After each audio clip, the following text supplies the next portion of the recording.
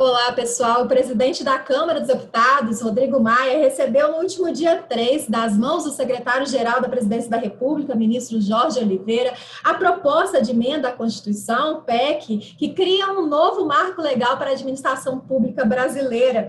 Mas o que de fato, vai mudar? Quais as mudanças devem vir? O que deve ser vetado pelo Congresso? O que deve ser aprovado? É sobre isso que eu converso agora com o deputado federal, professor Israel Batista, do Partido Verde, do Distrito Federal. Antes de mais nada, deputada, eu quero agradecer ao senhor mais uma vez pela disponibilidade de dar essa entrevista. Como eu disse aqui numa pequena conversa que a gente teve antes de iniciar a gravação, os concurseiros, muitos aí estão aflitos, muitos porque não leram toda a reforma, ou leram e mesmo assim continuaram sem saber o que de fato deve acontecer, as mudanças que devem acontecer. Mas antes da gente entrar, de fato, aqui nas perguntas, eu queria que o senhor se apresentasse para as pessoas que estão nos assistindo. Bem, obrigado pelo convite, eu fico super feliz de fazer essa entrevista com vocês de estratégia. E é claro, eu sou o presidente da Frente Parlamentar Mista de Defesa do Serviço Público. Ela é uma frente que reúne deputados e senadores que pensam sobre melhorias para o serviço público, como garantir que o serviço público seja independente das pressões políticas, como garantir que o servidor público seja profissionalizado, tenha formação continuada, e por isso eu acabei entrando aí no centro do debate sobre a reforma administrativa. Eu sou o professor Israel Batista, deputado federal pelo DF, Sou do Partido Verde. E aí estou com essa missão super difícil de avaliar e enfrentar alguns pontos que eu considero negativos dessa reforma administrativa. Então, concurseiro, futuro servidor público, já pode ficar tranquilo que existe uma frente parlamentar, que já está de olho aí, nas possíveis mudanças, no que deve acontecer de fato, e para estar do lado, do servidor público também, do lado e também fazendo as cobranças devidas para que o trabalho seja realmente efetivo. Mas qual a justificativa para essas possíveis mudanças na carreira dos servidores, dos empregados públicos, na organização da administração pública? A justificativa do governo é a justificativa de que o cenário atual seria insustentável, que o Estado não tem mais capacidade para fazer investimentos, que faltam recursos para a manutenção dos serviços básicos, que há um grande comprometimento da folha de pagamentos. Então, se a gente observar as justificativas, elas são sempre justificativas fiscais. Mas o governo comete um erro ao fazer essa análise, porque o governo ele separa o que é gasto de educação com o que é gasto de pagamento de professores, por exemplo. Então, na hora de fazer as contas, fica parecendo que o gasto público com os salários dos servidores é muito grande em relação ao que a gente gasta com educação ou com saúde, Houve até um estudo recente do Instituto Millennium que diz que a gente gasta mais com salário de servidores do que com educação, 3 vezes mais. E aí eu rebati esse dado, eu disse, olha, vocês simplesmente não levaram em consideração que a maior parte dos servidores do governo federal são professores. Vocês computaram os professores apenas no pagamento de salários, como se os professores universitários não fossem também o principal insumo para a oferta de educação pública superior no Brasil. E isso se repete nos estados e nos municípios. Então, eu considero a justificativa fiscalista do governo uma justificativa fraca, uma justificativa implausível. No fundo, há um certo desconforto do governo com os servidores públicos. E o presidente até chegou a dizer, num certo momento, que preferia que o nosso sistema fosse um sistema em que, ao assumir a prefeitura ou ao assumir o governo estadual, prefeitos e governadores pudessem demitir todos os servidores e escolher os servidores de sua preferência.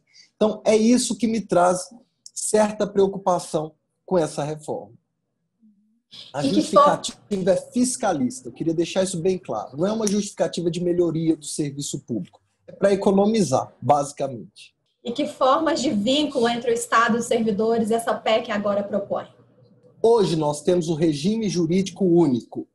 Foi uma conquista importante da sociedade brasileira, porque você tinha no mesmo órgão público servidores submetidos a regras diferentes do serviço público.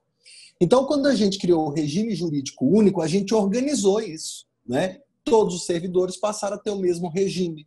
Isso diminuiu a competição entre servidores de um regime e outro, isso aumentou a colaboração no serviço público. Agora o governo quer extinguir o regime jurídico único e quer criar outros tipos de vínculo. O vínculo que vai manter o concurso público vai ser as carreiras típicas de Estado, são os cargos típicos de Estado. Pelas novas regras apresentadas pelo governo, esse cargo vai demorar 3 anos para ter estabilidade. Essa é a primeira alteração, cargos típicos de Estado. O segundo cargo vai ser, também por concurso público, cargo por prazo indeterminado. A pessoa faz um concurso público, assume o cargo, mas ela fica no mínimo 1 ano nesse cargo, mas a qualquer momento o governo pode demitir essa pessoa. E aí vão surgir agora os cargos por seleção simplificada. Não vai ser concurso público.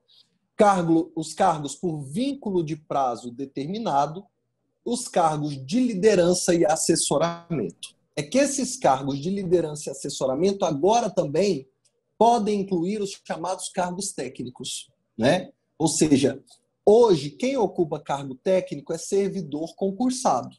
Pela proposta da reforma, esses cargos de liderança e assessoramento agora também poderão ser ocupados por pessoas de livre nomeação. E aí a gente fica preocupado com o apadrinhamento, que é um velho companheiro da política brasileira. Então, a reforma nos traz grandes preocupações para nós que somos membros da Frente de Defesa do Serviço Público. Dando uma lida na PEC, ela traz várias vezes essas nomenclaturas, né? Carreira típica de Estado e cargo de liderança e assessoramento, né? Explicando de forma aí mais objetiva o que seria isso. Bem, esses cargos de liderança e assessoramento seriam aqueles cargos que o deputado, o vereador, o prefeito, o governador poderiam indicar livremente. O gestor político teria poder para indicar e para exonerar no momento que quisesse, né? Seriam cargos sem vínculos com a administração pública. Eles seriam cargos temporários apenas enquanto aquele grupo político estivesse no poder. Já carreiras típicas de Estado, não, né? Seriam essas aí por via concurso público. Isso, as carreiras típicas de Estado seriam, por exemplo, diplomatas, procuradores, juízes, né? Auditores da Receita e assim por diante. Mas até para essas carreiras típicas de Estado, a PEC 32 traz algumas fragilizações importantes que a gente precisa falar daqui a pouco. E essa PEC é só o pontapé inicial dessa reforma administrativa, porque o texto traz também, né, fala sobre que depois de aprovada, entrada em vigor, ainda vai precisar de alguma regulamentação, né, de alguns Sim. itens que essa PEC propõe. Então, esse é só o pontapé inicial. Exatamente. Então, olha só, essa é a primeira fase da chamada reforma administrativa. É a fase da PEC 32 que modifica o regime de vínculos entre os servidores e o Estado brasileiro, né? Então, esse é o primeiro passo. Depois nós vamos ter uma segunda fase, que vai ser a apresentação de projetos de lei que vão falar sobre gestão de desempenho, modernização das formas de trabalho, consolidação de cargos, funções e gratificações, arranjos institucionais, ajustes no Estatuto do Servidor Público e diretrizes de carreiras, né? E aí nós vamos para a fase 3, que o governo já anunciou que vai ser o projeto de lei complementar do novo serviço público, que vai trazer o marco regulatório das carreiras, uma governança remuneratória e um conjunto de direitos e deveres dos servidores públicos. Nesse momento, nós estamos discutindo o principal ponto, o pontapé inicial. É o que vai estar na Constituição, é o que vai ser a lei mais importante do serviço público, que é essa PEC 32. Ela é que vai definir quais serão os formatos de vínculo entre o trabalhador público e o Estado, que é o patrão, né? É isso que a gente está definindo agora. Por isso, essa é a fase mais importante, porque a partir dela virão as outras fases e que a gente ainda não sabe se vem ou não, porque tem que aprovar essa primeiro. E é claro que a gente está lutando contra uma série de pontos dessa PEC 32 que nos preocupam bastante. Essas possíveis mudanças, né, as mudanças que venham a acontecer, elas vão ser privativas dos servidores da União, elas vão ser também válidas para os servidores dos estados, dos municípios, né? Ela vai abranger todos os servidores? Vai abranger todos os servidores dos 3 níveis federativos, né? Tanto do governo federal, quanto dos estados, quanto dos municípios. Agora, é uma PEC que vale para o Poder Executivo. O Poder Legislativo, o Poder Judiciário tem que fazer suas próprias mudanças, né?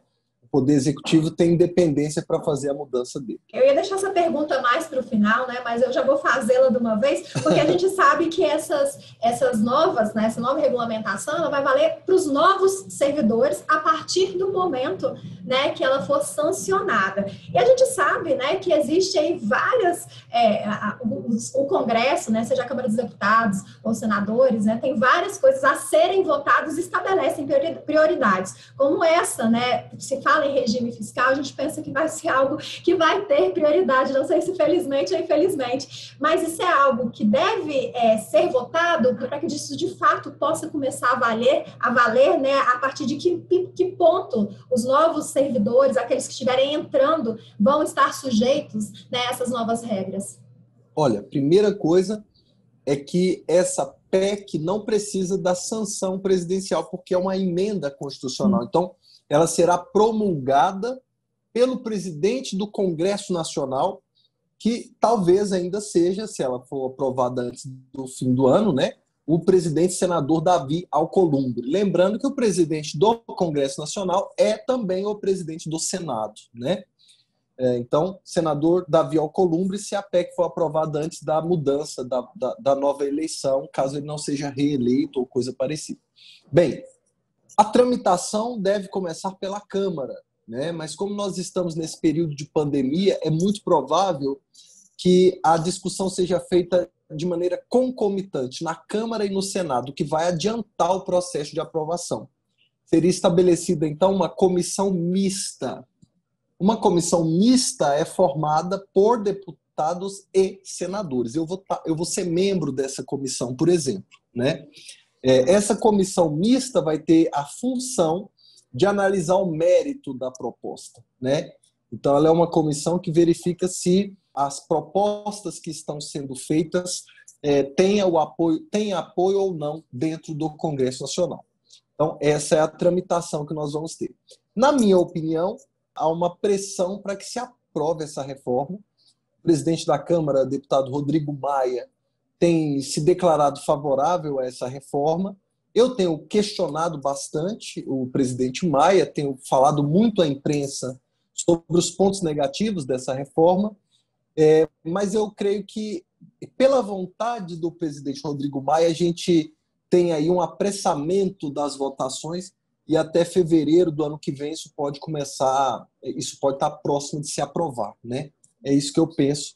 Acho que nós vamos ter uma tramitação em cerca de 8 meses. Mas a PEC ela pode ser parcialmente aprovada? Então, quer dizer que nem tudo que está lá pode ser que chegue a ser promulgado. É isso que eu estou lutando, né? A frente parlamentar presidida por mim luta, por exemplo, para que a gente não acabe com o regime jurídico único, né?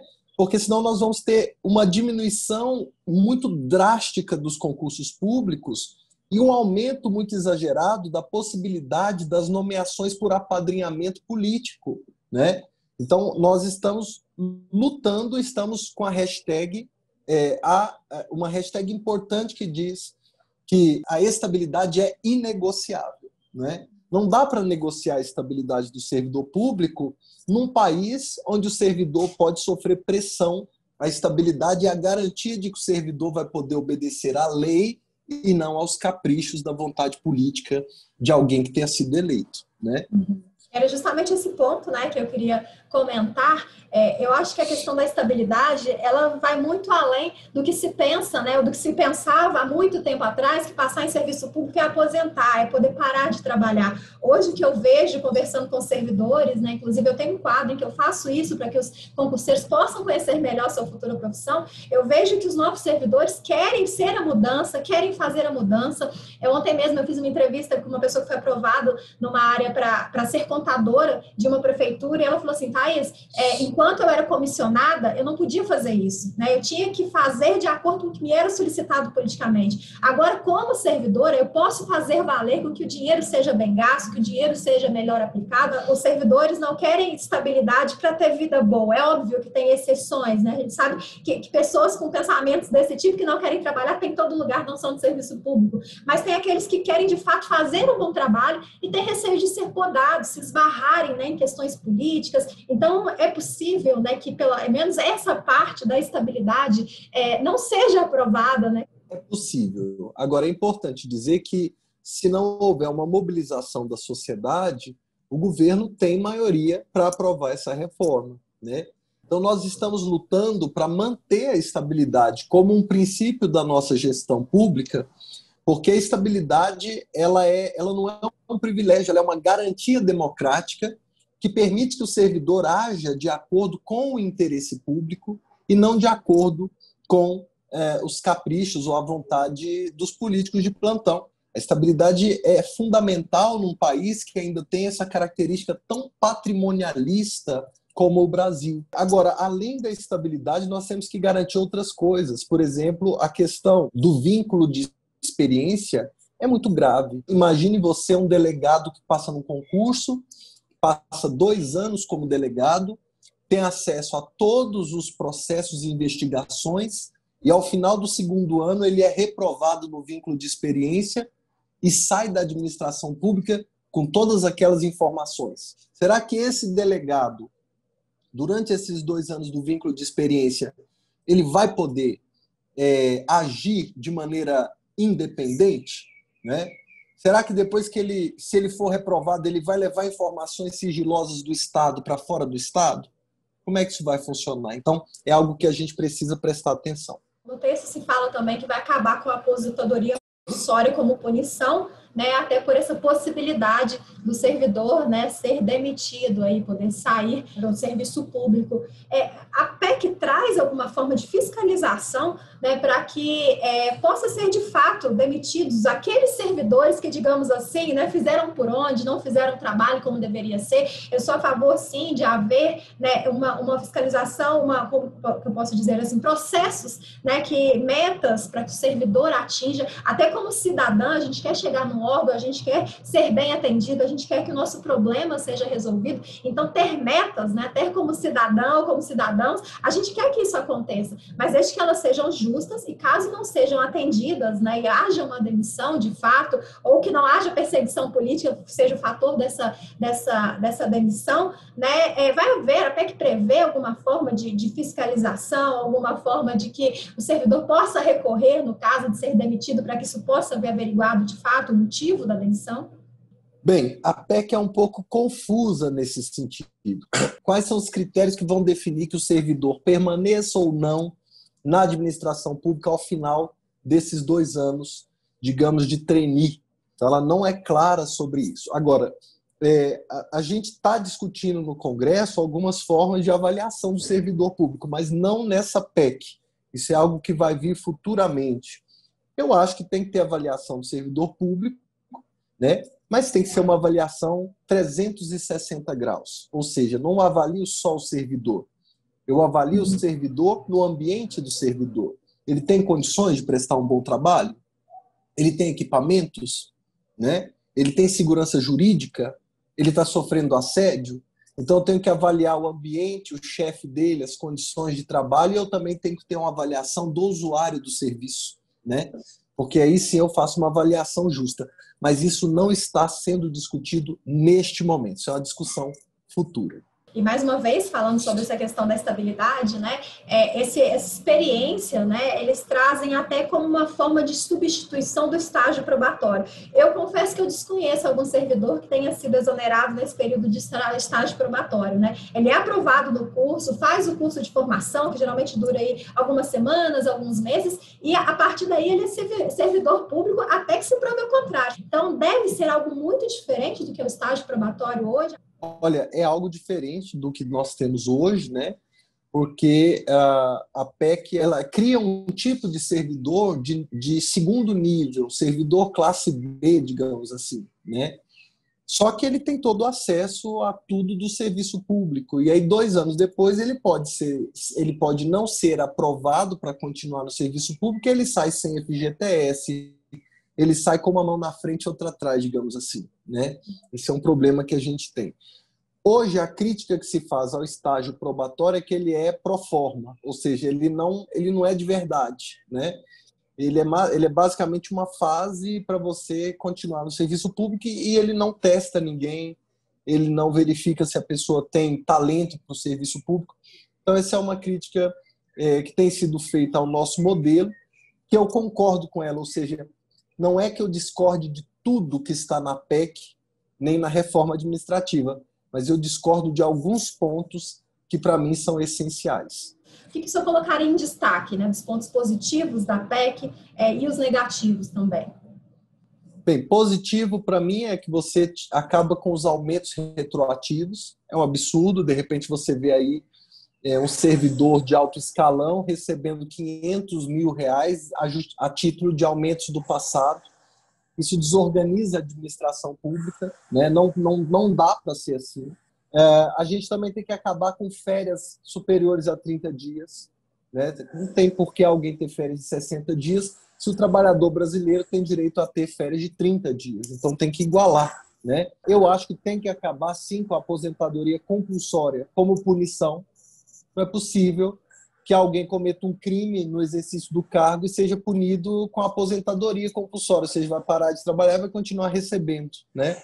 Isso não dá para a gente aceitar. Concordo, né, que a progressão da carreira não seja baseada exclusivamente em tempo de serviço, porque senão o servidor entra no serviço público e simplesmente deixa a carreira andar com o tempo, ele não se esforça, ele não interage, ele não se coloca à disposição da administração pública, né?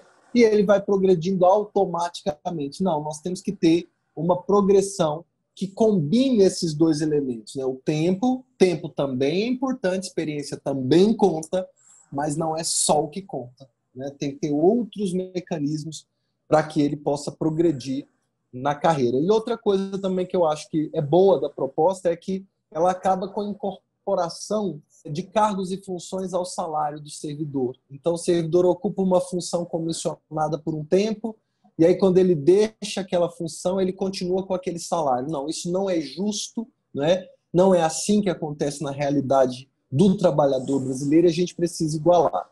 Agora, tem os pontos negativos. Né? O primeiro ponto negativo que eu costumo dizer é o problema do fim do regime jurídico único e do fim da estabilidade para todos os servidores.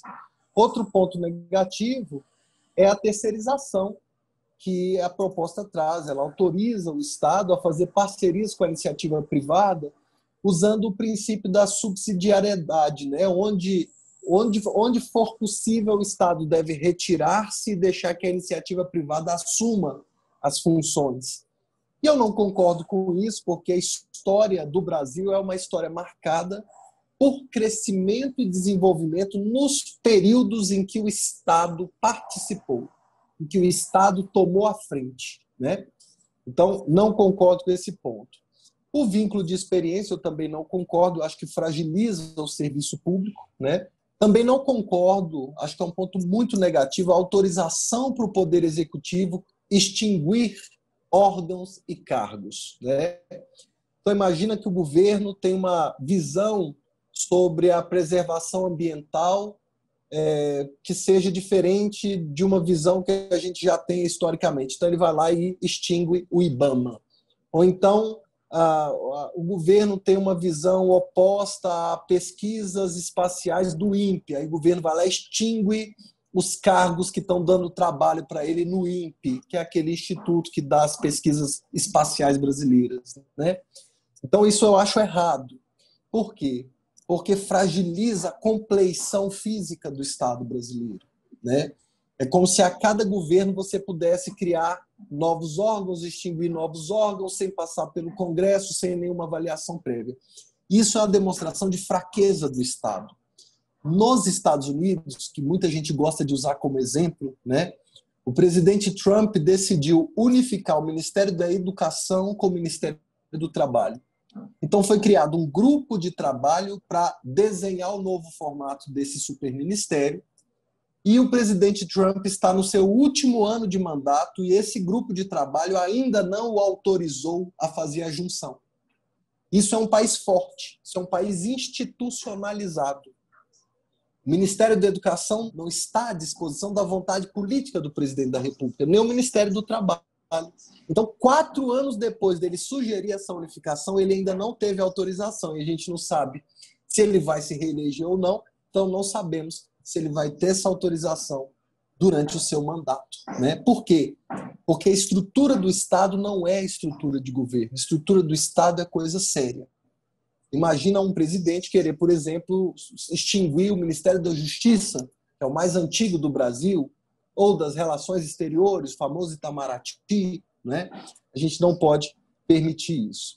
Outra coisa também, para encerrar, é a possibilidade de que os servidores acumulem cargos. Há uma facilitação para isso, né? O servidor vai ter o trabalho dele, mas vai poder ter uma empresa, vai poder ter outros empregos.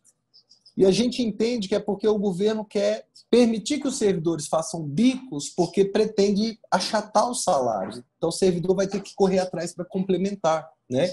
Isso, claro, vai gerar uma piora do desempenho do servidor e pode criar conflitos de interesse, né? O servidor ele tem certas regras justamente para que não haja conflito de interesses entre suas atividades privadas e a atividade pública que ele exerce. Mas uma coisa que a gente estava conversando antes de iniciar essa entrevista é a quantidade, né, de deputados que há que vieram do serviço público, né? Muitos aí fizeram um trabalho tão bem prestados à sociedade, sejam como policiais, como bombeiros, né? A gente está no ano que foram eleitas muitas pessoas da área de segurança pública, então a gente sabe que muitos vieram do serviço público, né? E a gente acredita aí que podem olhar pelos seus, né? Olhar, ter uma visão diferenciada para os servidores, né? O senhor comentou que são cerca de 1/4 dos deputados vieram do serviço público. Mas ao mesmo tempo 25% deles vêm do serviço público e aí eles têm muitos deles têm esse carinho com o serviço público, né? Compreendem como funciona a máquina pública. Então, eu tenho esperança que a gente consiga segurar os pontos que são ruins dessa reforma. E pensando nisso, né, até pelos deputados que o senhor conhece, já o que foi votado dentro da Câmara, já conhece o perfil, eu sei que são muitos deputados, mas já conhece o perfil de alguns. O que você acredita que pode não passar, né, não está no texto final da PEC? Bem, o que eu tenho visto aqui é que ainda é cedo para definir tudo isso. A gente ainda não conseguiu medir a temperatura no Congresso Nacional. Claro que nós vamos ter eleições municipais agora e os servidores estão pressionando os seus deputados federais a partir dos seus aliados nos municípios, né? Então, tem candidatos a vereador que são ligados aos deputados federais, os servidores estão fazendo essa pressão. Então, nós estamos num momento muito tenso para tomar essa decisão. A gente tem que lembrar que o país está passando por uma pandemia, a gente já tem mais de 4 milhões de casos, já estamos chegando a 130 mil mortos, né? E nós temos uma inviabilização das audiências públicas. Então, é um momento inoportuno para fazer esse debate. Esse debate não deveria estar sendo feito agora. Por exemplo, o Congresso Nacional está com dificuldades para estabelecer comissões especiais, né? Essa comissão mista que eu expliquei para vocês, que vai reunir deputados e senadores, ela vai ter que ter uma aprovação especial para acontecer, porque o Congresso está em trabalho remoto. Nós estamos votando remotamente. Então não está tendo discussões, a gente não está podendo escutar a sociedade. Agora, o que nós temos defendido é que não passe nenhum tipo de ataque à estabilidade do servidor público. Eu acho, por exemplo, que um servidor não deve entrar com salário muito próximo do teto. Eu acho que isso, a reforma está certa nesse ponto. Porque senão em 2 anos ele chega ao teto e ele não tem mais nenhum incentivo para fazer nada, para melhorar a sua atuação, para oferecer mais ao Estado, à população, né? Então, essa é uma coisa que a gente pode mudar. Mas se eu tiro a estabilidade, eu deixo o Estado brasileiro completamente submetido aos ventos da política, né? Então, uma coisa é você alongar a carreira, o servidor vai entrar com um salário menor, vai demorar mais para chegar ao topo, vai ter mais incentivo para poder entregar melhores resultados, para ele poder crescer na carreira, não é só ficar lá esperando o tempo passar para ele poder progredir, né? E às vezes você tem um servidor mais jovem que está super engajado e fica sem motivação, porque ele vê o servidor mais velho que nunca fez nada, nunca se disponibilizou, que está crescendo só por causa do tempo de serviço. Então tem coisa que é bom mudar, tem que mudar mesmo, né? Mas a estabilidade nós estamos convencendo um a um os deputados e senadores de que não deve ser precarizada. Servidor público precisa ter estabilidade para o bem do povo brasileiro. Mas a gente está falando como um público que vão ser os futuros servidores, né, que vão ser afetados diretamente por essa PEC, seja afetados de forma positiva ou de forma negativa, cada um tem um jeito de pensar sobre. Pensar também enquanto cidadão é importante, enquanto pessoa que precisa do serviço público, né, por mais que ele trabalhe em um órgão futuramente, ele vai precisar de outro, então vale se pensar de forma geral. Então muitos têm opiniões diversas sobre vários assuntos, então o que esses futuros servidores podem fazer, né, para que, de fato, os deputados, os senadores conheçam, né, a realidade, o que eles buscam, o que eles querem, o que eles concordam, o que eles discordam. O que o senhor sugere aí? O senhor já falou de uma hashtag, né, que está sendo disseminada aí para que possa ser repensada essa questão da estabilidade, né? Essa seria uma forma desses concurseiros, futuros servidores se manifestarem, né? Como eu disse, não tem direito a voto, mas as pessoas que estão votando são pessoas que nós votamos, né? Então, de certa forma, indiretamente estaremos votando também. Você sabe que aqui em Brasília eu acabei virando deputado dos concurseiros, né? Porque eu sou o relator da Lei Geral dos Concursos Públicos aqui do Distrito Federal, então eles já me procuram nas minhas redes sociais e perguntam a mesma coisa que você está me perguntando. Então, primeira coisa, tem que participar das enquetes na página da Câmara e do Senado. Então lá tem um monte de enquetes. E agora mesmo está aberta a enquete da PEC 32. Então entra lá e diz a sua opinião sobre isso, né? Outra coisa que é importante, entra nas páginas dos deputados e senadores do seu estado que estejam te apoiando e de alguns de outros estados que estejam na frente de luta, né? Então agora, por exemplo, a minha rede social está enchendo de pessoas do Brasil inteiro que estão interessados nesse assunto, porque os concurseiros estão preocupados. Isso é importante. Por quê? Porque na hora do debate no Congresso, o peso dos deputados e senadores na rede vale muito, né? Então, a dica para vocês, @ProfIsrael, que é a minha rede, depois vocês põem aí para eles verem também. Mas não é só na de um, tem que entrar na do seu estado também. Né? Tem que ver quais são os parlamentares que estão tratando desse assunto. E aí tem que mandar mensagem nas redes dos parlamentares que se pronunciarem 100% a favor. E tem que colocar seus argumentos. Agora, tem uma coisa que você não pode fazer, de jeito nenhum. Ao mandar mensagem para o deputado, não fique brigando com ele, xingando ele, porque você precisa que ele vote do jeito que você quer. Então, eu tenho colegas deputados que recebem mensagens de servidores, de concurseiros muito irritados, e aí, naquele momento que ele recebeu a mensagem, ele toma a decisão de votar contra os servidores, porque ele fica com raiva. Você entende? Então, é sempre lembrar, olha, gente, você acha que o deputado não vê a rede dele? Vê, sabe tudo. O deputado entra na rede o tempo inteiro, tá? Então, cuidado. Você acha que você está gritando com o assessor, você está gritando com ele. E aí você decide o voto dele contra você. Então, a ideia é que você seja racional, que você mande os argumentos, ok? E aí, toda vez que vocês perceberem que há um debate sobre esse assunto, tanto na internet quanto nos meios de comunicação tradicionais, tente entrar em contato. Sabe aqueles programas de TV que abrem o Twitter para você twittar com uma hashtag? Participem, né? Deixem uma impressão de que há na sociedade brasileira uma atenção sobre esse assunto. Isso, para mim, é o essencial. Barulho nas redes. Esse é o momento. Isso demonstra, né, que, digamos assim, chegando com jeitinho, a gente consegue ter uma demonstração, até pelo cuidado e carinho que o senhor tem pelos servidores, sem ser servidor, né? Fiquei até essa dúvida, pelo fato de ser professor Israel Batista, se via do serviço público, mas não vem, e mesmo assim, eu acredito que por essa proximidade, né, em Brasília, como dizem, respira concurso público, eu tenho certeza que as pessoas que chegaram, né, até o senhor, chegaram de forma educada, carinhosa, pedindo ajuda nesse sentido, e aí o senhor atendeu, mesmo não tendo, né, esse vínculo direto com o serviço público, mas os atenderam tendo esse olhar carinhoso por esse lado. Então, eu acredito também que as pessoas que souberem chegar com jeitinho, com carinho, vão ser melhor ouvidas, né, pelos deputados, pelos senadores. Pois é, essa história com o servidor público é muito interessante, porque eu comecei há muitos anos como professor de história em cursinhos sociais, e aí há 16 anos eu comecei a dar aula para concurso público. Então, a minha ligação com o concurso tem muito a ver com a minha carreira como professor de preparatórios, né? Eu tenho o maior orgulho disso.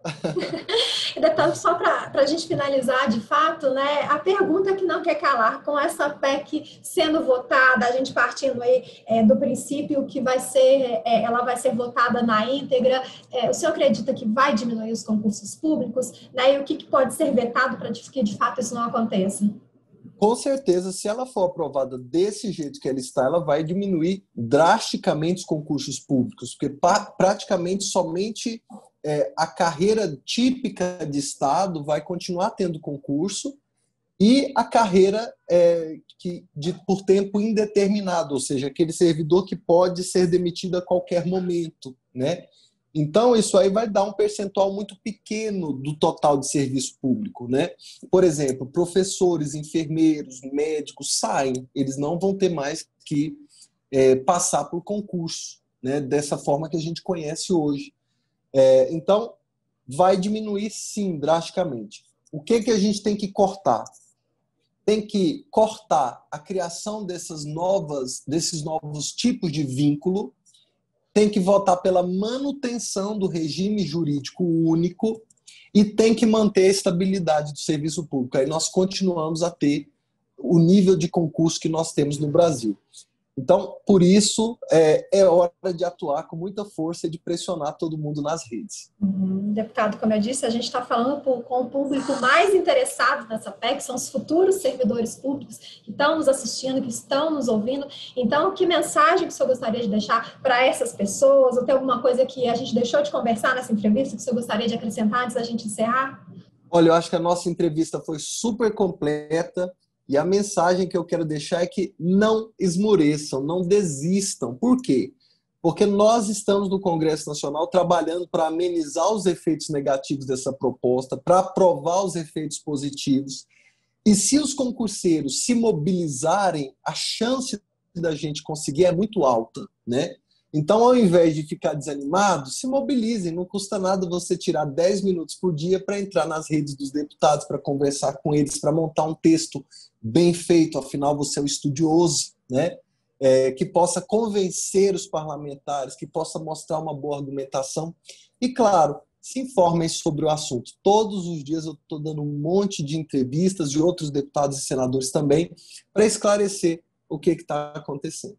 Deputada, eu quero agradecê-lo mais uma vez, né, por essa entrevista. Numa primeira entrevista, eu fui até a Câmara fazer, né, hoje, infelizmente, cada um fazer na sua casa, devido à pandemia, os cuidados, o distanciamento social, mas o senhor, juntamente com a assessoria, sempre bem receptivo, sempre aí nos atendendo, como eu disse, tendo esse cuidado, esse carinho com o concurseiro, com o futuro servidor público. Então, eu quero agradecê-lo mais uma vez por essa entrevista, pela sua disponibilidade em falar aí sobre o texto da reforma administrativa.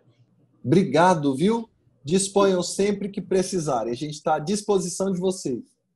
Agradeço mais uma vez, deputado. E para você que está nos assistindo, quiser conferir outras entrevistas, também ficar por dentro de tudo que está acontecendo no mundo dos concursos, é só acessar nosso site, estrategiaconcursos.com.br. Um grande abraço e até a próxima. Tchau!